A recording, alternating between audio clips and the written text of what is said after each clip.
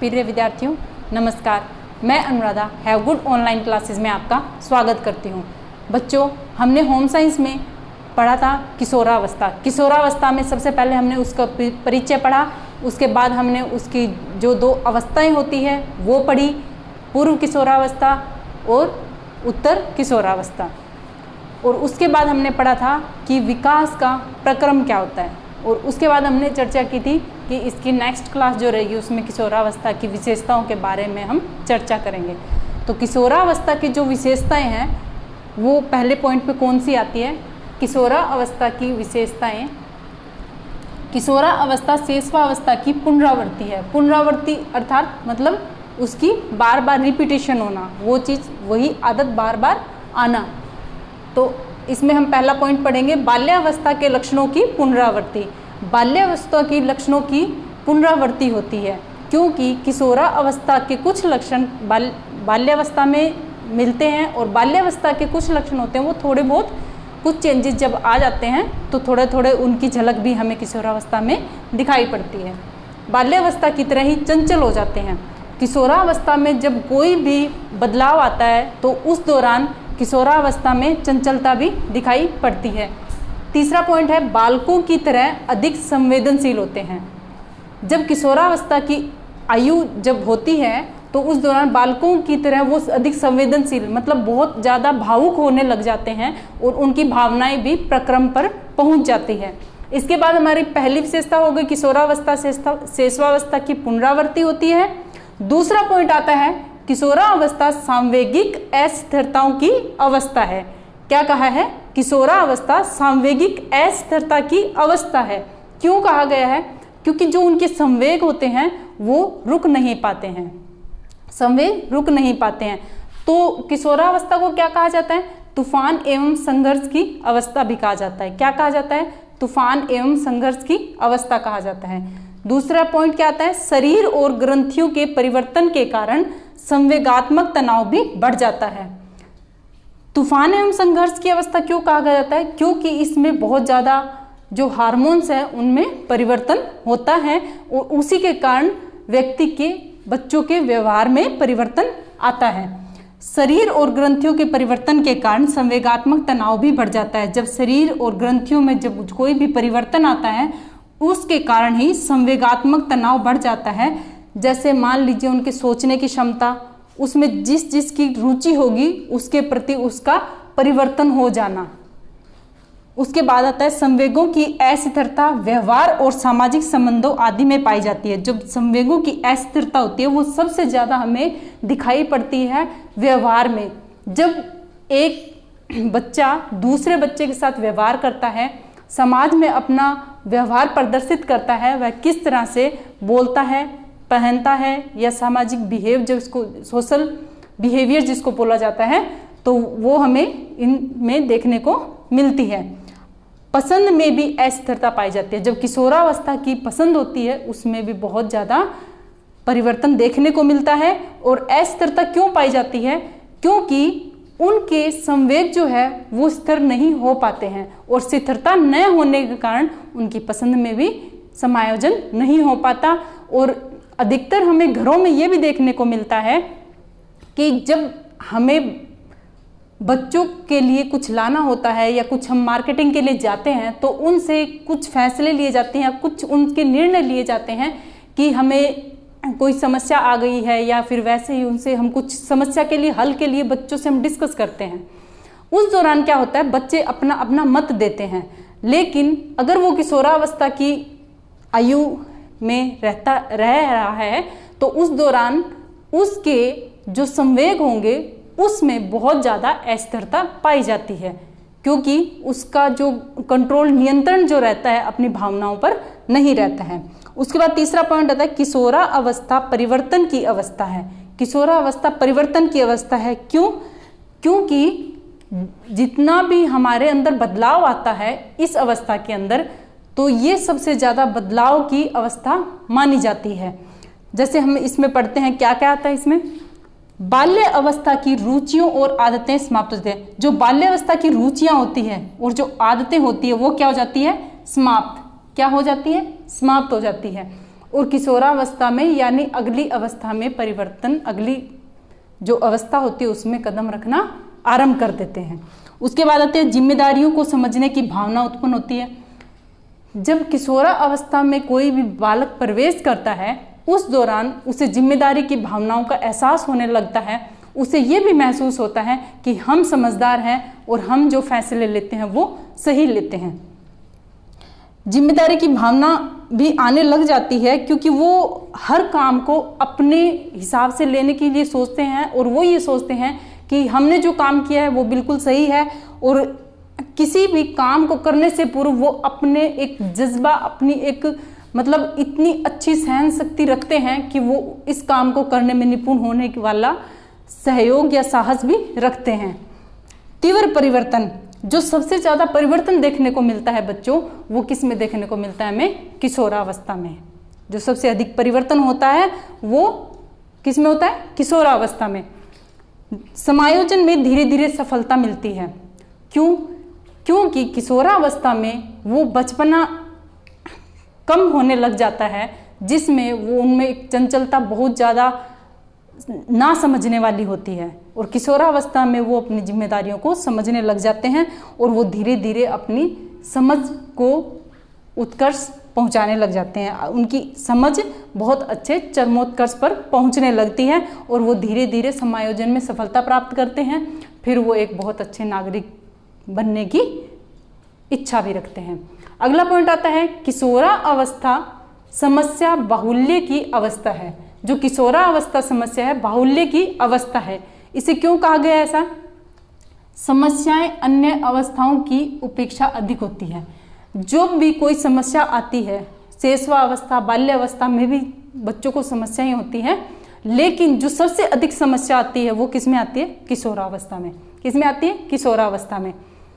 और किशोरावस्था में जब जो बालक होता है उसके जो माता पिता होते हैं और जो शिक्षक होते हैं वो उनकी समस्याओं को सुलझाने में मदद करते हैं। जो उनके पेरेंट्स होंगे, शिक्षक होंगे और बालक की जो समस्या होगी उसको क्या करेंगे? सुलझाने में मददगार साबित होते हैं। अगला पॉइंट देखिए, आकृति और स्वास्थ्य व्यवहार।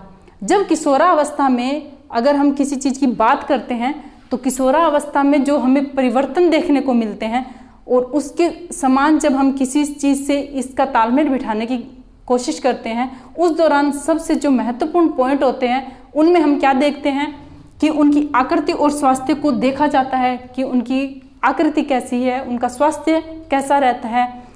अर्थात स्वास्थ्य, मान लीजिए अगर उस बच्चे का खान पान अच्छा नहीं है तो वो बहुत ज़्यादा चिड़चिड़ा हो जाएगा, और अगर खाना पूर्ण रूप से पौष्टिक नहीं मिल रहा है तो उसके शरीर में कुछ कमी या कुछ अधिकता होने के कारण उसे अनेक समस्याओं का सामना करना पड़ सकता है। उसके बाद व्यवहार की हम बात करते हैं तो किशोरावस्था में बच्चे अपने आप को जिम्मेदार समझते हैं, इसलिए वो अपने व्यवहार में भी बहुत ज़्यादा परिवर्तन देखने को मिलते हैं। व्यवसाय का चुनाव, जब किशोरावस्था आती है तो बच्चों को ये लगता है कि अब हम बड़े हो चुके हैं और हम अपने जीवन का हर जो निर्णय है वो अच्छे से ले सकते हैं। तो जब व्यवसाय की बात आती है तो आजकल बच्चे खुद ही अपने पैरों पर खड़े होने के लिए वो अपनी अच्छी शिक्षा ग्रहण करने के लिए और करते भी हैं, और उसके साथ साथ जब वो अच्छा व्यवसाय को चुनेंगे तब चुनेंगे जब वो अच्छी शिक्षा प्राप्त कर पाएंगे, जिम्मेदार नागरिक बन जाएंगे, उसके बाद वो अपने व्यवसाय का चुनाव भी करते हैं। उसके बाद भविष्य की योजना भी बनाते हैं बच्चे।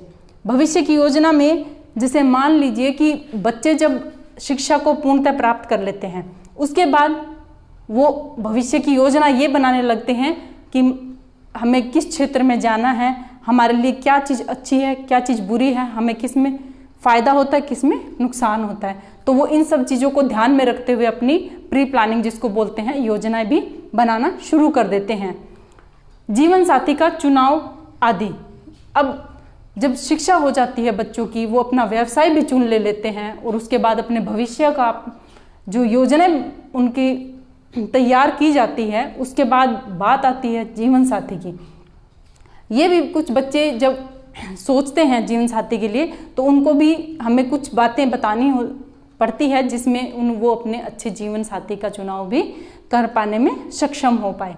अगला पॉइंट आता है किशोरावस्था संक्रमण की अवस्था है। बच्चों, किशोरावस्था संक्रमण की अवस्था है, क्यों? देखिए हम इसमें पढ़ते हैं, किशोरावस्था में बालक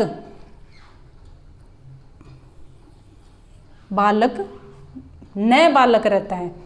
बालक होता है वो ना तो बालक रहता है, ना बालक रहता है, ना ही प्रौढ़ रहता है, ना ही बालक रहता है, ना ही प्रौढ़ रहता है। वो ऐसी अवस्था में है जहां उसका बचपना भी कम होता है और वहां उसकी बहुत ज़्यादा अधिक सोचने समझने की क्षमता भी कम हो जाती है। इसके बाद कर्तव्य, जिम्मेदारियां, विशेषाधिकार और अन्य लोगों के साथ जो संबंध बनाता है उसमें भी हमें परिवर्तन देखने को मिलते हैं।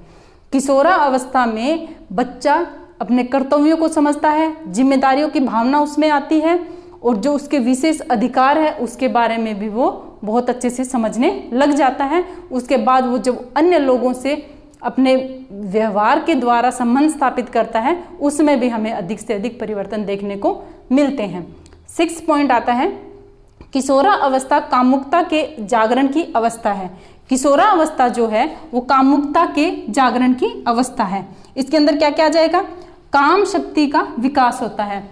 जब बालक किशोरावस्था में प्रवेश करता है तो उस दौरान काम शक्ति जो है उसमें अधिक उत्पन्न होने लगती है। विषम लैंगिक के प्रति उसका अधिक से अधिक आकर्षण बढ़ने लग जाता है। उसमें विषम लैंगिक जो होता है उसके अंदर उसकी रुचि उत्पन्न होने लग जाती है। स्व प्रेम की भावना जागृत हो जाती है। लड़कों में और लड़कियों में स्व प्रेम यानी खुद से प्रेम करने की भावना भी उत्पन्न होने लग जाती है। उसके बाद आता है शारीरिक कार्य एवं मानसिक कार्य में व्यस्त हो जाते हैं। जब बच्चों में शारीरिक एवं मानसिक कार्य जब आने लग जाते हैं तो उनको उन कामों में बहुत अधिक व्यस्त रखना चाहिए ताकि बच्चा अपना अच्छे से डेवलपमेंट यानी विकास कर पाए। अगर हमें किशोरावस्था में कामुकता जो प्रवृत्ति होती है उसको नियंत्रण करना होता है तो बच्चों को शारीरिक रूप से भी हमें कार्य करवाना चाहिए, मानसिक रूप से भी उसको इतना बिजी रखना चाहिए जिससे वह अपने जो इसकी प्रवृत्ति है, इसके संवेग है, उन पे नियंत्रण कर पाए। और अगला पॉइंट आता है हमारा 7वां पॉइंट। तो 7वां पॉइंट में हम पढ़ेंगे कि निश्चित विकास प्रतिमान की अवस्था। 7वां पॉइंट रहेगा हमारा।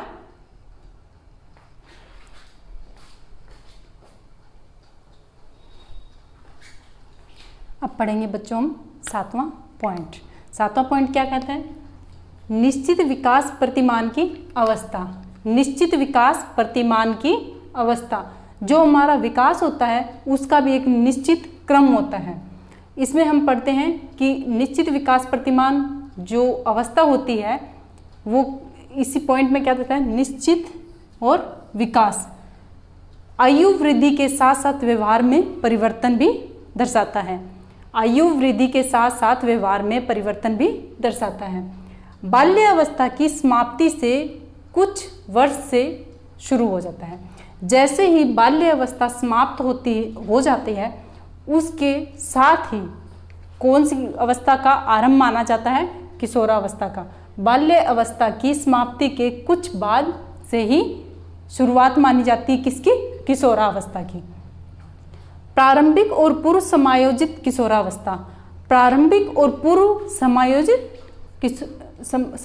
किशोरावस्था जो प्रारंभिक माना जाता है, प्रारंभिक काल यानी किशोरावस्था में कदम रखने से पहले जो उसको समायोजन करना होता है उससे पूर्व की अवस्था को कौन सी अवस्था माना जाता है? किशोरावस्था। प्रारंभिक एवं पूर्व समायोजित किशोरावस्था के बालकों को विकासात्मक कार्यों पर अधिकार प्राप्त है। जो भी विकास के कार्यक्रम होते हैं उनमें किशोरावस्था के छात्र छात्राओं को अधिक महत्व दिया जाना चाहिए, क्योंकि उस समय वो बच्चे एक ऐसी सीमा पर खड़े होते हैं जहां उन्हें नेतृत्व करना बहुत ही अच्छा लगता है। 7वें पॉइंट के बाद हम पढ़ते हैं 8वां पॉइंट। किशोरावस्था विकसित सामाजिक अवस्था है। कौन सी है? विकसित सामाजिक अवस्था है।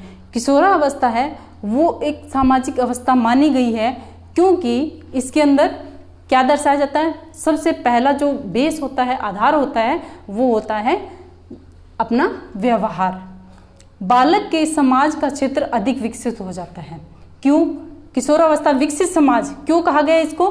क्योंकि जब किशोरावस्था में छात्र छात्राएं जो होते हैं वो एक दूसरे के प्रति मतलब अपने लैंगिक मित्र की टोलियों को छोड़कर समलैंगिक मित्रों की टोलियों को छोड़कर विषम लैंगिक जो मित्र होते हैं उनसे मित्रता करने में तत्पर रहते हैं।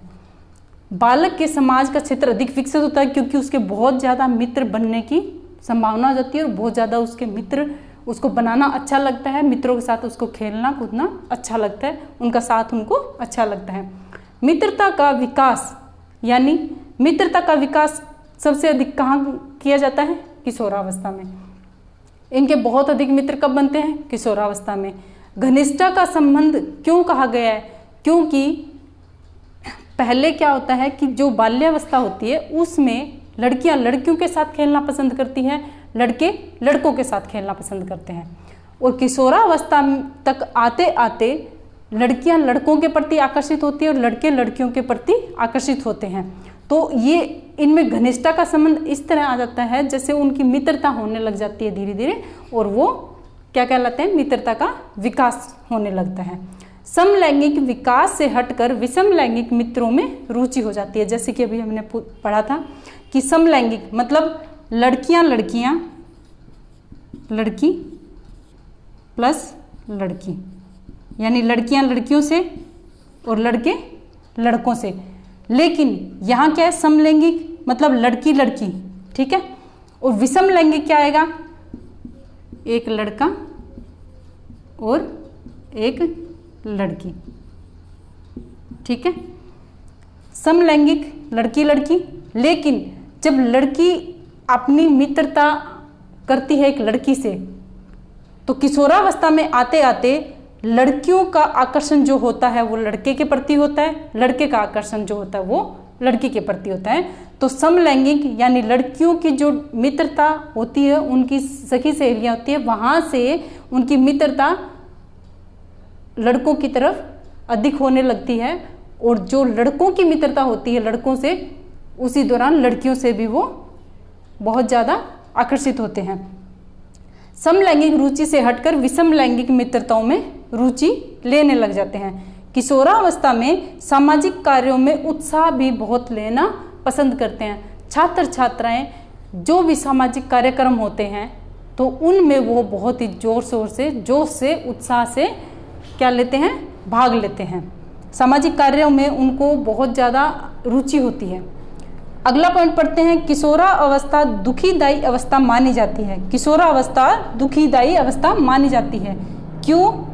क्योंकि मान लीजिए जैसे आप हो तो आपकी मन में कोई चीज़ खरीदने की इच्छा जागृत हुई कि मुझे ये खरीदनी है।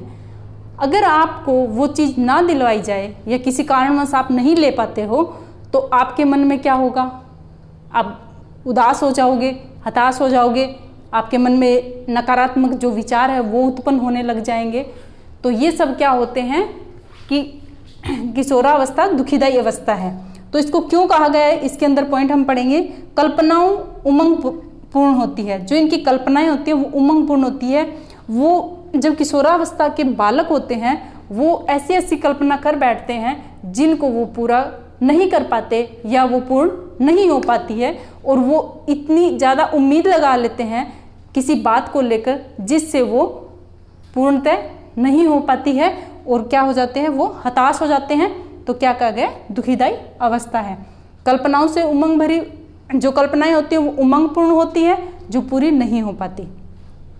लोकप्रिय रहना, बच्चों सभी को लोकप्रिय रहना अच्छा लगता है, लेकिन जो किशोरावस्था का जो समय होता है उस दौरान लोकप्रिय रहना बहुत ही महत्वपूर्ण हो जाता है, क्योंकि जब बच्चे में जब परिवर्तन आने लगते हैं शारीरिक मानसिक चारों तरफ से, उस दौरान बच्चों को चाहिए कि वो हर किसी के बहुत खास बने, वो दूसरों का ध्यान अपनी तरफ आकर्षित करवाने के लिए भी वो तत्पर रहते हैं। इसलिए वो चाहते हैं कि वो जिस क्षेत्र में खड़े हैं, चाहे वो शिक्षा से संबंधित है या किसी प्रतियोगिता से संबंधित है, तो वो अपने आप को क्या चाहते हैं, लोकप्रिय बनाना चाहते हैं। अगला पॉइंट आता है सहायता प्राप्त नहीं मिलती।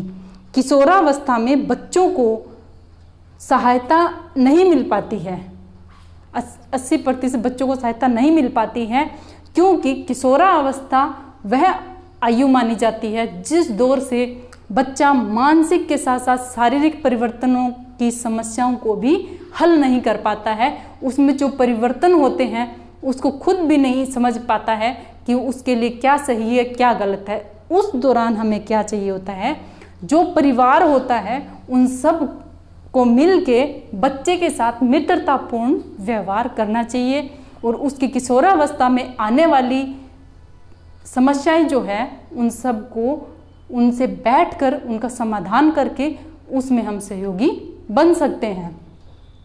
तो अधिकतर यही होता है कि बच्चों को जब किसी समस्या का समाधान नहीं मिलता या किसी भी अन्य व्यक्ति से, अन्य परिवारजनों से उसको कोई भी सहायता नहीं मिल पाती है, तो वो क्या होंगे, दुखी हो जाएंगे। तो इस अवस्था को क्या कहा गया है, दुखीदायी अवस्था। अधिक योग्यता देखना। किशोरावस्था में बच्चे खुद को हर योग्यता के काबिल समझते हैं और होते भी हैं। उनमें इस दौर पे इनकी जो भावनाएं होती है या इनकी जो उमंग होती है, कल्पनाएं होती है, वो इतने चरमोत्कर्ष पर पहुंच चुकी होती है कि वो अपने आप को ये भी नहीं समझ पाते कि हम किसी चीज़ को पाने के लिए कुछ भी कर सकते हैं, लेकिन वो उस योग्यता को भी देख सकते हैं कि हाँ मैं ये कर सकता हूँ, मैं माउंट एवरेस्ट पे चढ़ सकता हूँ, ऐसे ये वो अधिक कल्पनाएं करने लगता है। और जब उनकी कल्पनाएं नहीं पूर्ण होती तो वो फिर से दुखी होते हैं और फिर वो खुद को उस चीज़ के प्रति जागरूक नहीं कर पाते हैं। वो इस चीज़ के लिए खुद को नीचे देखने लग जाते हैं, नीचे समझने लग जाते हैं कि शायद मैं ये नहीं कर सकता, क्योंकि वो कुछ करने से पूर्व, सोचने से पूर्व ही उन चीज़ों को कल्पनाओं में बहुत ही ऊंचा सोचने लग जाता है। तो ये सब हम किसने में पढ़े हैं, किशोरावस्था दुखीदायी अवस्था के अंतर्गत ये हमने सारे पॉइंट देखे हैं। अगला पॉइंट आता है किशोरावस्था कल्पना बाहुल्य की अवस्था है। ठीक है, पहले हमने पढ़ा था कि कल्पना जो है, किशोरावस्था जो है समस्या बाहुल्य की अवस्था है, पहले पॉइंट पढ़ा था हमने। और अब हम पढ़ रहे हैं किशोरावस्था कल्पना बाहुल्य की अवस्था है। कल्पना, जीवन की सुनहरी अवस्था किसको कहा जाता है, किशोरावस्था को किसको कहा जाता है, यानी गोल्डन एज।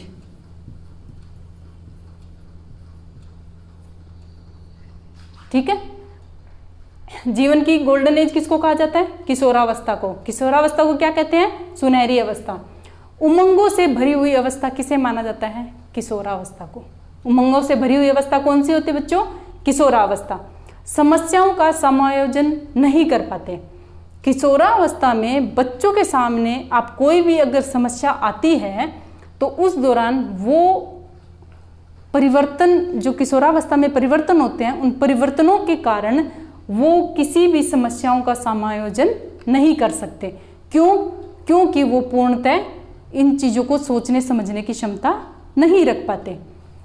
अब हमने ये पढ़ी है इनकी विशेषताएं, किशोरावस्था की हमने विशेषताओं के बारे में चर्चा की। अब हम पढ़ते हैं कि शारीरिक परिवर्तन तथा उनके मनोवैज्ञानिक जो महत्व होते हैं उनके बारे में कुछ महत्वपूर्ण पॉइंट्स हैं, वो हम पढ़ेंगे। शारीरिक परिवर्तन, क्या, शारीरिक परिवर्तन और उनका मनोवैज्ञानिक महत्व।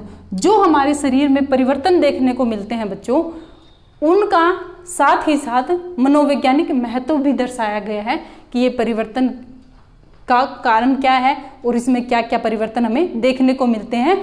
मनोवैज्ञानिकों का यहाँ पे महत्व इसलिए दिखाया गया है क्योंकि उन्होंने इसके ऊपर खोज की है, रिसर्च की करके देखा है कि किशोरावस्था में जो होती है उसमें शारीरिक परिवर्तन जो आते हैं वो कैसे होते हैं। पूर्व किशोरावस्था में शारीरिक वृद्धि धीमी हो जाती है। शारीरिक परिवर्तन जब हम देखते हैं तो जो पूर्व किशोरावस्था यानी कि किशोरावस्था के आरंभ से शारीरिक वृद्धि धीमी हो जाती है। उससे पूर्व जो बाल्यावस्था रहती है उसमें हमें देखने को मिलते हैं कि शारीरिक परिवर्तन होने शुरू हो जाते हैं। किशोरावस्था तक आते आते वो पूर्णतः विकसित हो जाते हैं। अगर हम देखने की बात करते हैं शारीरिक परिवर्तन तो वो हमें दिखाई पड़ते हैं किस रूप में? लंबाई में हम देख सकते हैं, उसका भार माप सकते हैं, उसकी वृद्धि होते हुए देख सकते हैं, और जो गौण लैंगिक के लक्षण जो होते हैं उनका विकास भी देख सकते हैं। लंबाई, भार, वृद्धि, गौण लैंगिक लक्षणों का विकास भी हमें देखने को मिलता है। ग्रंथियों में तेजी से विकास होता है। जो लैंगिक ग्रंथियां होती हैं उन सब में तेजी से विकास होने लग जाता है। ग्रंथियों में विकास होता है। किशोरों की हड्डियों का विकास 18 वर्ष तक पूर्ण हो जाता है। जब किशोर अवस्था में आते आते छात्र छात्राओं की जो हड्डियों का विकास होता है वो पूर्णतः हो जाता है। कौन सी अवस्था तक? 18। कौन सी अवस्था तक? 18 अवस्था तक। किसका? हड्डियों का। किसमें? किशोरों में। ठीक है, क्या हो जाता है? पूर्ण हो जाता है। पेशियों में बल का विकास होता है। क्या होता है? पेशियों में बल का विकास हो जाता है। अगला पॉइंट है स्वास्थ्य संतुलन बना रहता है। किशोरावस्था में खान पान के दौरान जो भी हम पौष्टिक आहार लेते हैं उस दौरान हमारे क्या बनता है? स्वास्थ्य संतुलन बहुत ही महत्व रहता है। प्रौढ़ों का हस्तक्षेप पसंद नहीं करते। जब किशोरावस्था में छात्र छात्राएं कदम रखते हैं उनका शुरुआती जो दौर होता है उस अवस्था में बच्चे प्रौढ़ों का हस्तक्षेप जो है वो पसंद नहीं करते। वो स्वतंत्र रहना चाहते हैं। क्यों? क्योंकि वो ये चाहते हैं कि हम एकांत में रहें, हमारे विचार जो नए नए उत्पन्न हो रहे हैं हमारे मस्तिष्क में उन सब को हम महसूस करें, बैठे या किसी से बात करें, वो सिर्फ हम उम्र के बच्चों के साथ ही पसंद करते हैं। बड़ों की राय लेना उन्हें बिल्कुल भी अच्छा नहीं लगता, लेकिन उन्हें बड़ों से राय लेनी चाहिए क्योंकि यह काल जो है, ये अवस्था जो होती है वो बहुत ही खतरनाक भी होती है और यहाँ पे बच्चों के विकास के लिए बहुत ही महत्वपूर्ण योगदान रह जाता है। किसका? किशोरावस्था का। उसके बाद आता है चेतना का विकास होने लगता है। जब बच्चा किशोरावस्था में आता है तो किशोरावस्था तक आते आते छात्र छात्राओं की किसका विकास होता है? चेतना का। कौन सी अवस्था में? किशोरावस्था में। किसका विकास होता है? चेतना का विकास होता है। ज्ञानात्मक विकास भी होने लगता है। बच्चों, जब किशोरावस्था जब प्रारंभ होती है तो उस दौरान बच्चों में सोचने समझने की जो क्षमता होती है वो विकसित पूर्णतः नहीं हो पाती है। लेकिन किशोरावस्था जैसे ही वो उत्तर किशोरावस्था में आते आते उनका जो चेतना का विकास और ज्ञानात्मक विकास है वो बहुत ही महत्वपूर्ण हो जाता है और वो उसमें अपना पूर्णतः योगदान देते हैं। और ज्ञानात्मक विकास उनमें सोचने समझने की क्षमता जो है वो बहुत ही विकसित हो जाती है, जिसके कारण वो अपने जीवन की काफ़ी समस्याओं को खुद ही हल कर पाने में मददगार साबित होते हैं। तो बच्चों, हमने पहले अध्याय में पढ़ा था कि किशोरावस्था को इंग्लिश में क्या कहते हैं, ये कहाँ से लिया गया है और इसका अर्थ क्या होता है। तो हमने पढ़ा था कि इसको इंग्लिश में क्या कहते हैं? एडोलसेंस। इसका अर्थ क्या होता है? अर्थ क्या होता है? विकसित होना या बढ़ना। उसके बाद ये कहाँ से लिए गए? लैटिन भाषा से। उसके बाद हमने इसको दो उप भागों में बांटा था, पूर्व किशोरावस्था, उत्तर किशोरावस्था। उसके बाद हमने विकास का प्रक्रम जो था उसको हमने चर्चा की थी। उसके बाद हमने पढ़ा था कि किशोरावस्था की विशेषताएं कौन कौन सी है। तो बच्चों, इन सब का आप स्क्रीनशॉट ले सकते हैं, इसको आप पढ़ सकते हैं और नोट्स बनाइए। और आपको सिर्फ इसमें मेन पॉइंट्स बताए जा रहे हैं जो आपको पढ़ने में इजी होता है और जो आपको समझने में भी इजी होता है। तो बच्चों, जहाँ तक मुझे लग रहा है कि आपने ले लिया होगा स्क्रीनशॉट। तो बच्चों, हमने पहले अध्याय पढ़ चुके हैं जिसमें हमने सारी विशेषताएं पढ़ी है। उसके बाद लास्ट में पॉइंट हमने पढ़ा है शारीरिक परिवर्तन एवं उनका मनोवैज्ञानिक महत्व, जिसमें हमने ये पॉइंट्स कुछ पढ़े थे। तो बच्चों हमारा ये पहला अध्याय जो है वो समाप्त हो चुका है। अब हम कल पढ़ेंगे द्वितीय अध्याय।